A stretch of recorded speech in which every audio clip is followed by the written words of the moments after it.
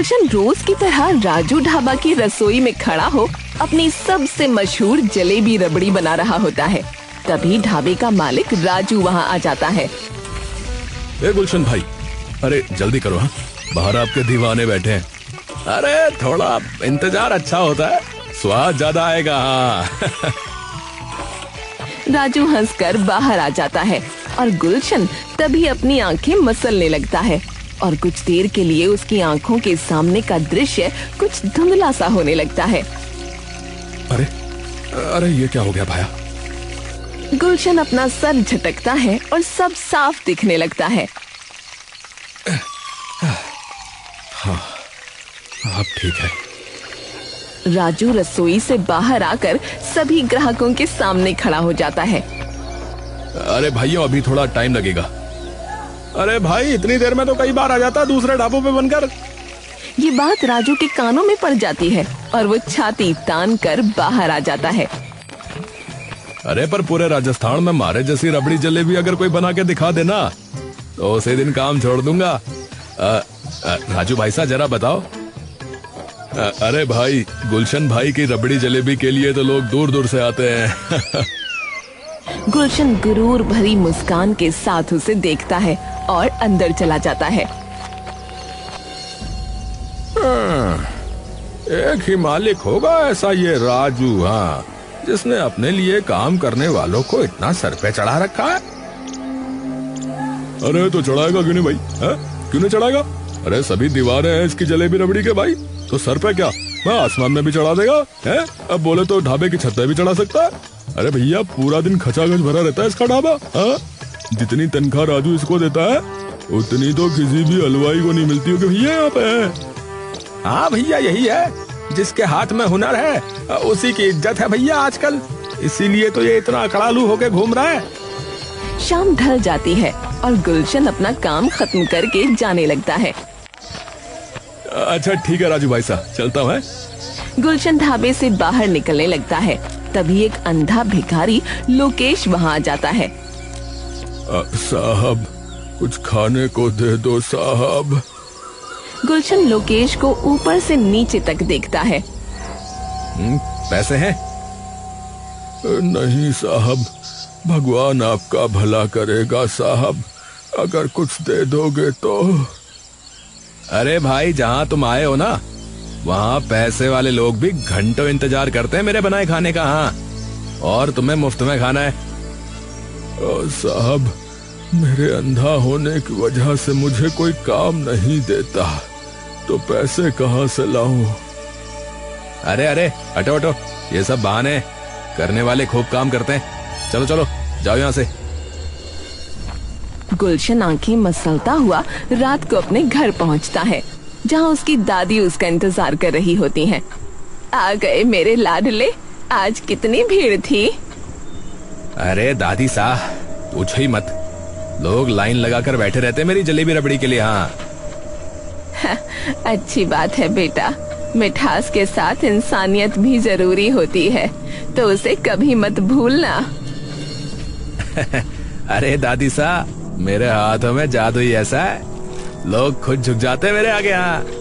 तभी दादी देखती है कि गुलशन बार बार अपनी आंखें मसल रहा है। आंखों में कुछ दिक्कत है क्या बेटा? पता नहीं दादी, जलन सी हो रही है आंखों में, शायद धूल मिट्टी पड़ गई होगी आते वक्त कहीं। अच्छा चलो ठीक है, पहले मुंह धो लो, फिर आराम से खाना खा लेना। गुलशन हाथ मुंह धोकर आता है और फिर दादी के साथ बैठकर खाना खाने लगता है। गुलशन सोने की खूब कोशिश करता है, लेकिन उसकी आंखों में जलन बंद नहीं होती और वो आधी रात में अचानक उठकर बैठ जाता है। अरे यार, क्या हो गया इन आंखों को? अरे यार, तंगी कर दिया बिल्कुल। गुलशन उठकर आंखों पर पानी डालता है, फिर वापस आकर सो जाता है। सुबह होते ही गुलशन उठता है, लेकिन जैसे ही वो आंखें खोलता है, तभी उसकी आंखों के सामने एकदम अंधेरा छा जाता है। अरे ये क्या? अरे अरे मुझे कुछ दिख क्यों नहीं रहा है? कमरे में अंधेरा है क्या? दादी दादी दादी तुरंत गुलशन के पास आती है। क्या हुआ बेटा? दादी मुझे कुछ दिख नहीं रहा है। कमरे में अंधेरा है क्या? अरे नहीं बेटा, कमरे में तो पूरी रोशनी है। गुलशन उठने की कोशिश करता है, लेकिन उसका पैर एक लोटे से टकराता है और वो गिर जाता है। अरे रे, क्या हुआ? संभल के बेटा, क्या हुआ? दादी सा कुछ नहीं दिख रहा है। कुछ भी नहीं दिख रहा है मुझे दादी सा। गुलशन की दादी घबराकर चिल्लाने लगती है।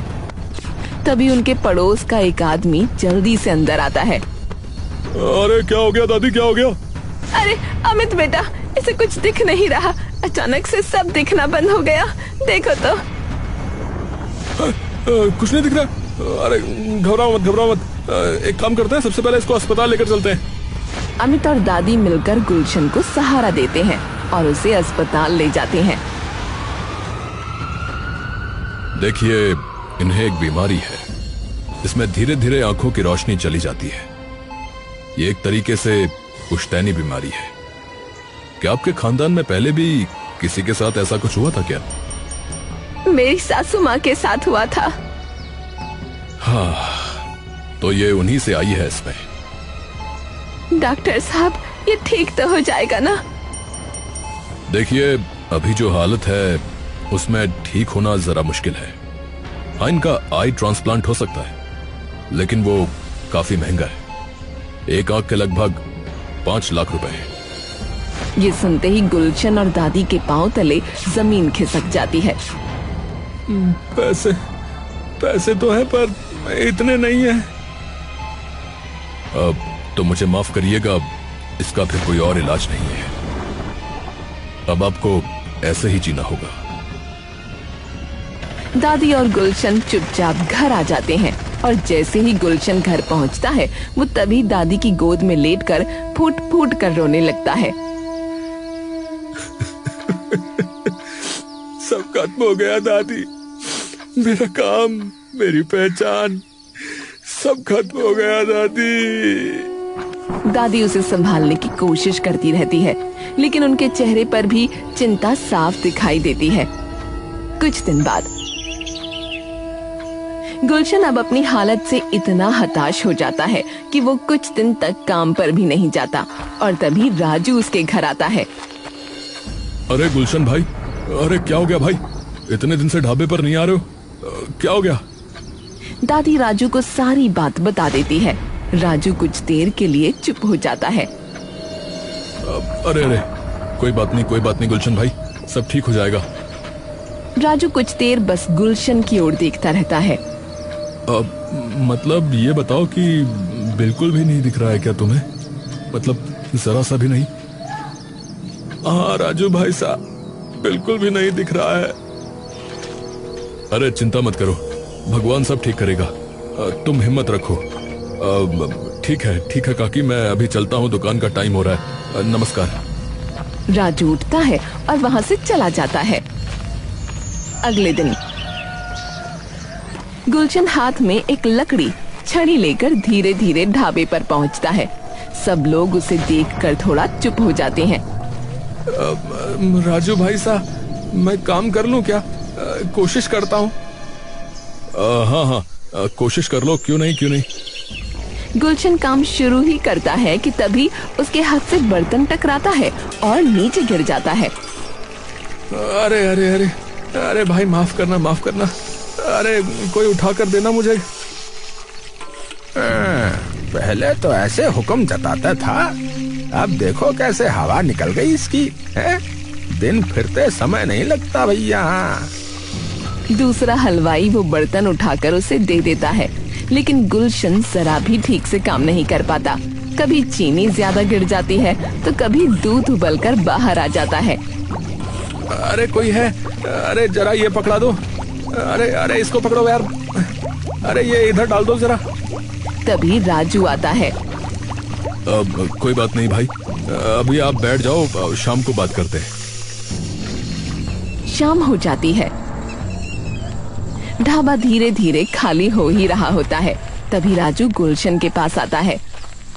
देखो गुलशन भाई, बुरा मत मानना, पर अब ऐसे काम नहीं बन पाएगा। आप मेरी मजबूरी समझो। यहाँ पे बहुत भीड़ होती है, काम संभालना पड़ता है, और अगर अब सारे के सारे हलवाई आपके साथ काम में लगे रहे और आपके ही काम में हाथ बटाते रहे तो कैसे चलेगा भाई, सोचो जरा। ये सुनते ही गुलशन के चेहरे पर गुस्सा और दर्द दोनों आ जाते हैं।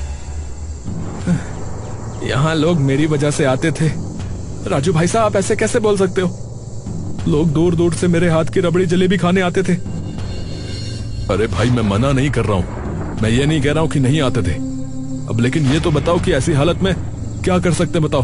आप बना सकते हो ये रबड़ी जलेबी? बताओ मुझे। गुलशन इस बात का कोई जवाब नहीं दे पाता। अब देखो भाई, माफ करना, पर अब मैं आपको काम पे नहीं रख सकता। अरे देखना, मेरे बिना ये ढाबा चलेगा भी नहीं, बता रहा हूँ। लोग सिर्फ मेरे लिए आते थे। हाँ, अरे भाई देखो, इतना नहीं बोलना चाहिए। सब चलेगा भाई, ऐसा नहीं है कि सिर्फ आप ही एक अकेले हो, और किसी को ढूंढ लूंगा मैं। अरे कोई नहीं मिलेगा। हाँ, यहाँ तो क्या, पूरे राजस्थान में कोई नहीं मिलेगा। हाँ हाँ, तो कोई बात नहीं, बाहर से ले आऊंगा। आधी थोड़ी सी तारीफ क्या कर दी, तुम तो सर पे ही चढ़ गए। जाओ यहाँ से। अब तुम यहाँ पर काम नहीं कर सकते। गुलशन का दिल पूरे तरीके से टूट जाता है और वो अपनी छड़ी उठाकर धीरे धीरे बाहर की ओर निकल पड़ता है। गुलशन बाहर जा रहा होता है और उसकी आंखों से आंसू बह रहे होते हैं। ये सब क्या हो रहा है मेरे साथ? हे भगवान, मैंने क्या बिगाड़ा था? अचानक उसका पैर पत्थर से टकराता है और वो वहीं गिर पड़ता है। गुलशन जैसे ही नीचे गिरता है तो उसका मन पूरे तरीके से हताश हो जाता है और जमीन पर बैठकर वो रो पड़ता है। सब खत्म हो गया, सब ले लिया मुझसे, सब ले लिया। तभी लोकेश वहाँ आकर उसका हाथ पकड़ता है। अरे अरे, क्या हो गया भाई साहब? आपकी रोने की आवाज सुनी, और आप यहाँ क्यों बैठे हो ऐसे? लोकेश उसे संभाल कर खड़ा करता है। अरे क्या हो गया भाई साहब, ऐसे क्यों रो रहे हो, ये बताओ। अरे सब खत्म हो गया भाई, सब खत्म हो गया, मेरा पूरी जिंदगी खराब हो गई भाई। अरे भाई साहब, पर हुआ क्या है ये तो बताओ। अरे भाई, मेरा काम भी चला गया, आगे भी चली गई भाई। इस राजू ढाबे का सबसे होनहार हलवाई था मैं। मेरी वजह से चलती थी इसकी दुकान, मेरी वजह से पूरी जिंदगी इसके लिए काम किया, और वक्त आने पे इसने मुझे ही पीठ दिखा दी, बताओ। भिखारी वो बात सुनता है और मुस्कुराने लगता है। अरे भाई, मैं भी कुछ दिन पहले यहीं आया था खाना मांगने। 3 दिन से कुछ नहीं खाया था, तब आया था इस तरफ, पर वहां पर एक आदमी मिला था जिसने मुझे ये कहा कि यहाँ तो पैसे वाले भी इंतजार करते हैं, तो तुम्हें मुफ्त में भला कैसे मिलेगा। और जब मैंने कहा कि मुझे काम नहीं मिलता, तब पता है क्या कहा उसने। ये सुनते ही गुलशन एकदम सुन्न पड़ जाता है और समझ जाता है कि लोकेश वही अंधा भिखारी है जो उस दिन उससे खाना मांग रहा था। अरे अरे, हटो हटो, ये सब बहाने, करने वाले खूब काम करते हैं। चलो चलो, जाओ यहाँ से। भाई मैं उसी पल गुलशन के मन में अपने सारे किए गलत कामों का एहसास तेजी से घूमने लगता है।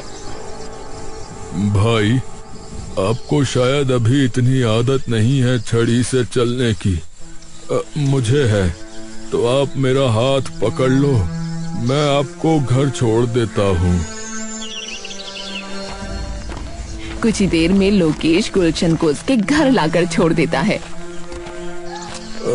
डरना मत भाई, शुरुआत में थोड़ी दिक्कत आती है, लेकिन बाद में अपने आप चीजों का पता लगने लगता है। तो बस हिम्मत बनाए रखना, हारना मत, अब ऐसे ही जीना है भाई। इतना कहकर लोकेश वापस चला जाता है और गुलशन का दिल मानो टूटकर उसके पूरे शरीर में बिखर जाता है।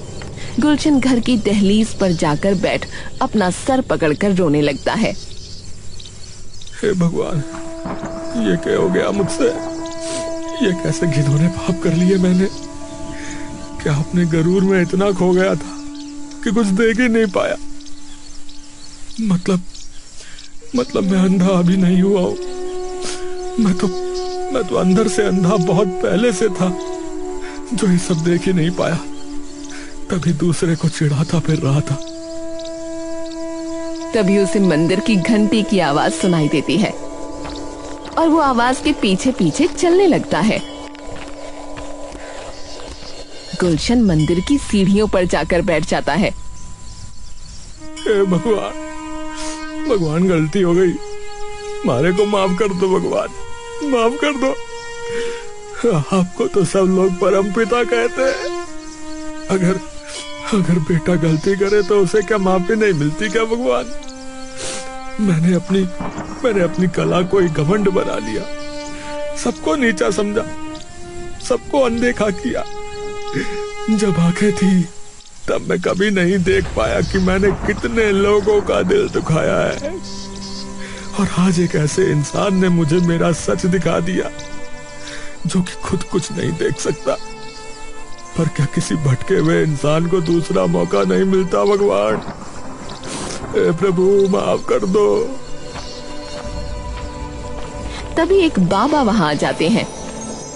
पुत्र, मौका मिलता नहीं पर बनाना पड़ता है।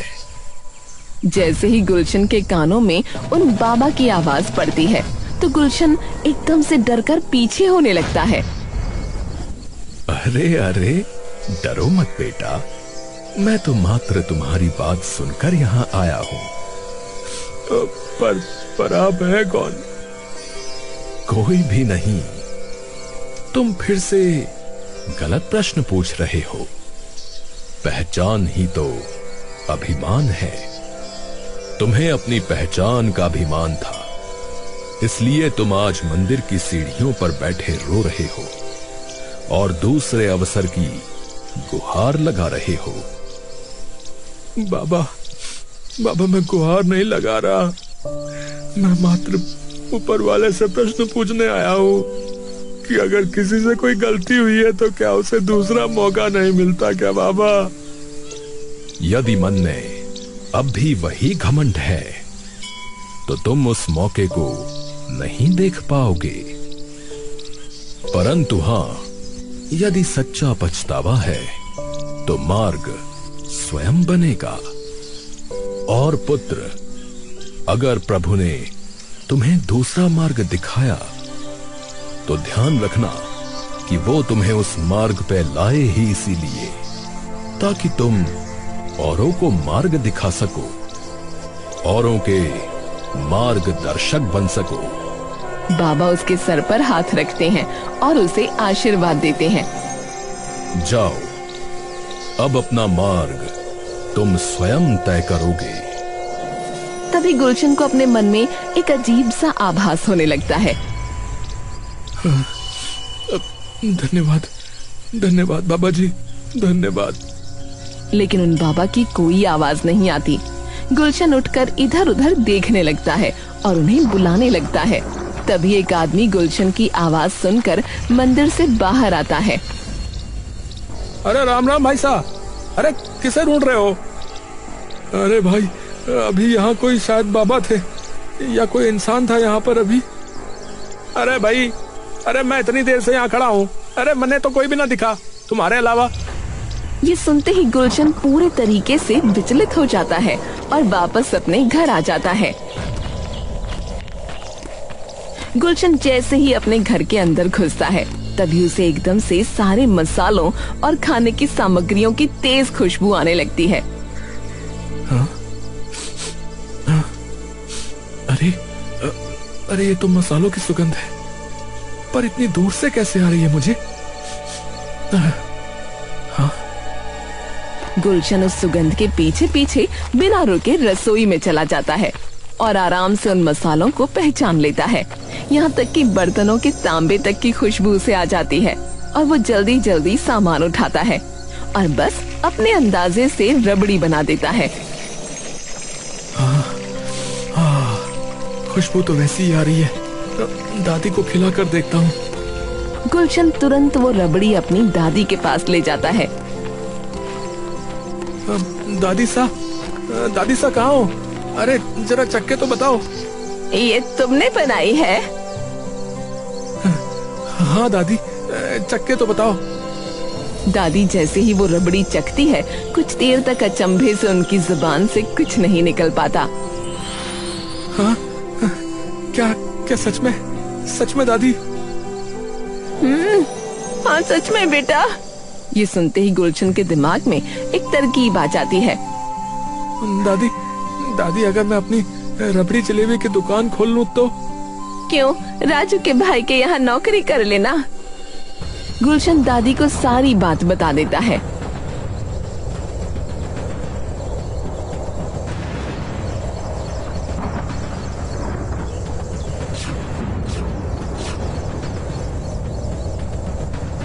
मैंने कहा था ना बेटा कि ये स्वाभिमान बहुत बुरी बला है, पर जो बाबा तुझे आशीर्वाद देकर गए हैं ना, मुझे तो लगता है कि वो शायद भगवान का ही रूप थे जो तुझे दूसरा अवसर देकर गए।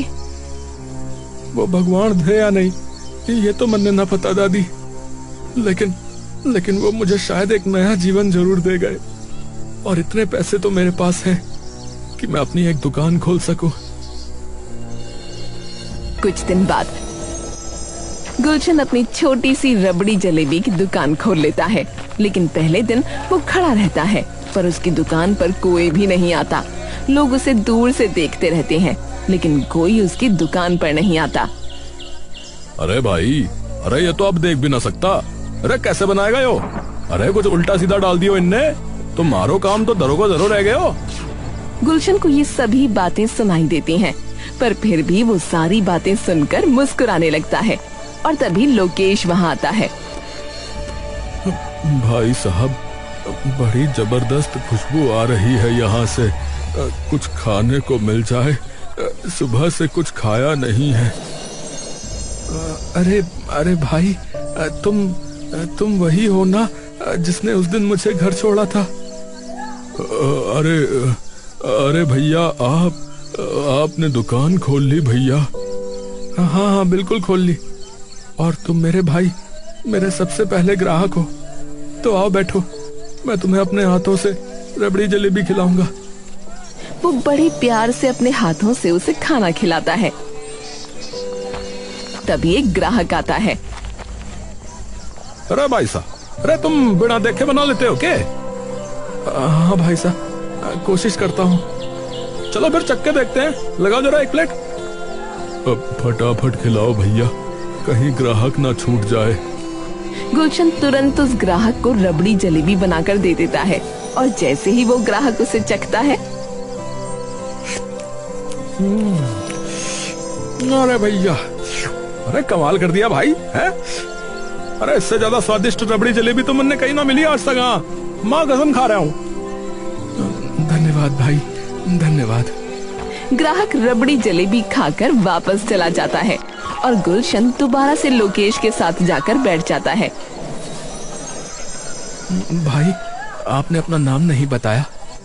लोकेश नाम है भाई मेरा। लोकेश भाई, मेरे यहाँ काम करोगे? ये सुनते ही लोकेश खुश हो जाता है। हाँ भाई, मैं तो कर लूंगा, लेकिन मैं करूंगा कैसे? मैं आपके जितना अच्छा थोड़ी ना हूँ ये सब चीजें बनाने में। अरे तो भाई, आप वो बनाना जो आपको बनाना आता है। आपने तो कहा था कि कुछ दिनों में अपने आप सब समझ में आने लग जाएगा, कहा था ना? हाँ, आपका बहुत बहुत धन्यवाद भाई। नहीं भाई, धन्यवाद तो मुझे आपका करना चाहिए, क्योंकि आपकी वजह से ही मैं सच्चाई के रास्ते पर आ पाया हूँ। धीरे धीरे गुलशन की वो छोटी सी दुकान चल पड़ती है और कुछ ही दिनों में उसकी रबड़ी जलेबी की खुशबू पूरे गांव में फैल जाती है। अरे भाई जल्दी करो, अरे यार आधा किलो जलेबी पैक कर दो भाई मेरी। और भाई मुझे 1 किलो रबड़ी दे देना जरा, घर लेके जाना है, बच्ची का जन्मदिन है ना, इसीलिए। अरे भाई, अरे मेरे लिए भी गरम गरम बना दो भाई जलेबी। लोकेश बाहर खड़ा हो इधर उधर भीड़ संभाल रहा होता है। अरे भैया संभल के, सबको मिलेगा, सबको मिलेगा है, लाइन बना के रहिए भैया, धक्का मुक्की मत करिएगा। लेकिन जहाँ एक तरफ गुलशन की दुकान जोर शोर से चल रही थी, वहीं दूसरी तरफ राजू के ढाबे पर धीरे धीरे सारी भीड़ कम होने लगी थी। जब से गुलशन की दुकान चली है, तब से पूरा धंधा चौपट हो गया है।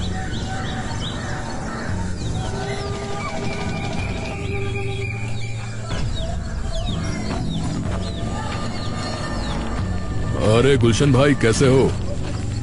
अरे राजू भाई, आओ, सब ठीक है। भाई माफी मांगने आया हूँ, उस दिन जो हुआ उसे भूल जाओ। थोड़े गुस्से में मेरे मुंह से बातें निकल गई। अब वैसे कुछ मन में मत रखना भाई, ठीक है? अरे कोई बात नहीं भाई, हम सब इंसान हैं, गलती हो ही जाती है। बदतमीजी से बात मैंने ही की थी पहले, तो माफी तो मैं मांगता हूँ। अरे भाई मैं सोच रहा था कि तुम वापस आ जाओ, तुम्हारी तनख्वाह मैं 4 गुना बढ़ा दूंगा, फिर से वही जोड़ी बन जाएगी हम दोनों की। हाँ, अब माफ करना राजू भाई, अब मैं वापस नहीं आ पाऊंगा। अब तो बस यही अच्छा लगता है, और मेरे साथ मेरा ये भाई भी है, लोकेश। हम दोनों मिलकर अच्छा काम कर रहे हैं भाई। अरे एक बार फिर से सोच लो भाई, अकेले कैसे संभालोगे सब कुछ? कोई बात नहीं भाई, हमारे जैसे और मिल जाएंगे, उन्हें भी काम दे दूंगा। पता नहीं कितने लोग जरूरतमंद घूम रहे हैं। राजू समझ जाता है कि गुलशन वापस नहीं आ सकता और धीरे से वहाँ से चला जाता है। फिर एक दिन गुलशन और लोकेश बात कर रहे होते हैं। भाई लोकेश, अब इतने पैसे जमा हो चुके हैं कि आई ट्रांसप्लांट हो सकता है। मुबारक हो भाई। ये बताओ कि तुमने नहीं करवाना चाहा क्या आई ट्रांसप्लांट? अरे भाई मैं भला कहाँ से करवाता, पैसे ही नहीं थे। गुलशन कुछ देर के लिए बिल्कुल शांत हो जाता है। तभी उसके मन में उन बाबा की कही वो बात गूंज पड़ती है। पुत्र, अगर प्रभु ने तुम्हें दूसरा मार्ग दिखाया तो ध्यान रखना कि वो तुम्हें उस मार्ग पे लाए ही इसीलिए ताकि तुम औरों को मार्ग दिखा सको, औरों के मार्गदर्शक बन सको। गुलशन मुस्कुराता है। अरे भाई, है ना, अब क्यों नहीं है? कल चलो मेरे साथ, तुम्हारा इलाज हो जाएगा। अरे भैया ये कैसी बातें कर रहे हो? आपका क्या होगा? पैसे शायद इतने भी तो नहीं है कि हम दोनों का ही इलाज हो जाए। अरे भाई कोई बात नहीं, तुम मेरे भाई हो, तुम्हें ज्यादा जरूरत है।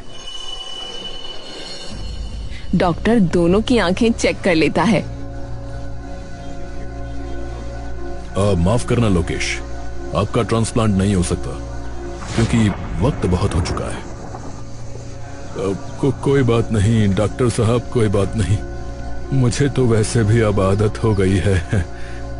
ये सुनकर गुलशन उदास हो जाता है। हाँ तो गुलशन, आप कल आकर एडमिट हो सकते हैं। गुलशन कुछ नहीं बोलता और चुपचाप उठकर वहाँ से चला जाता है। लोकेश भाई, मैं नहीं करा रहा, अगर आपका नहीं हो पाएगा तो। अरे गुलशन भाई चिंता क्यों करते हो, अब कुछ बदल थोड़ी ही ना जाएगा। तभी राजू भागते हुए आता है। अरे गुलशन भाई बचा लो, मेरी पत्नी, उसकी आंखों की रोशनी चली गई, एक्सीडेंट हो गया उसका। ना मेरे पास इतने पैसे हैं, ना कोई रास्ता ही समझ में आ रहा है, मैं क्या करूं बताओ। गुलशन ये सुनकर मुस्कुराता है और राजू के पास जाता है। उसके कंधे पर हाथ रखता है। आप कल भाभी को हॉस्पिटल ले आना, मैं वादा करता हूँ सब ठीक हो जाएगा।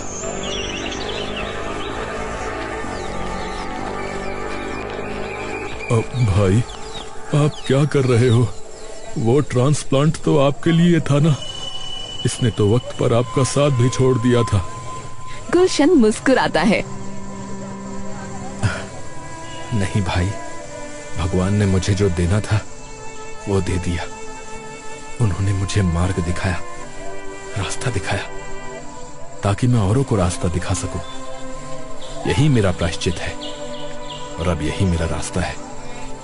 मैं बिना आंखों के भी सब देख लेता हूं। खुशबू से इतना अच्छा बना लेता हूं तो मुझे आंखों की जरूरत ही क्या। जिसे जरूरत है हक उसका है।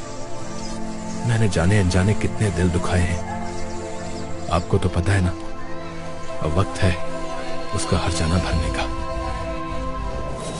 अरे भैया, आप तो बिल्कुल संत आदमी हो गए। आप बिल्कुल बदल गए हो भैया। मानो धधकती आग किसी उजाला देने वाले दीपक की लौ में बदल गई हो।